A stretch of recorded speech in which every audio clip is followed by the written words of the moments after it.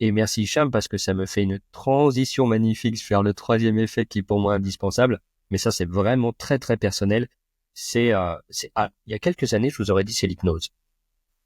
Mais en fait, l'hypnose a beaucoup de problématiques qui me dérangent aujourd'hui. Alors, ça fait 15 ans que je fais de l'hypnose et en vrai, aujourd'hui, je suis en train de le mettre de plus en plus au placard à cause de l'image de marque qu'il y a autour de l'hypnose. On peut avoir l'impression que c'est dangereux, on peut avoir l'impression qu'on va faire des choses ridicules aux gens.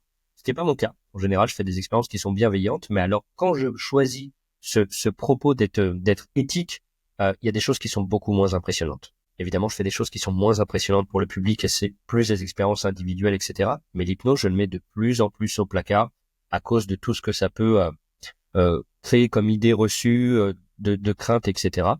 Et donc, mon dernier effet indispensable pour moi, encore dans cette recherche du minimum, du strict minimum et qui a un impact de fou sur les gens, et je prêche ma paroisse, c'est le pickpocket.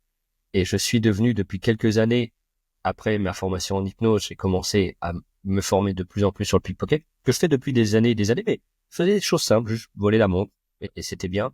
Et après, j'ai développé tout ce qui va à côté avec des véritables challenges, utiliser une cravate, prendre des objets dans les portefeuilles des gens et remettre les portefeuilles en place, pour qu'ils aient pas senti. Enfin, il y a plein de trucs que j'ai développés autour de ça.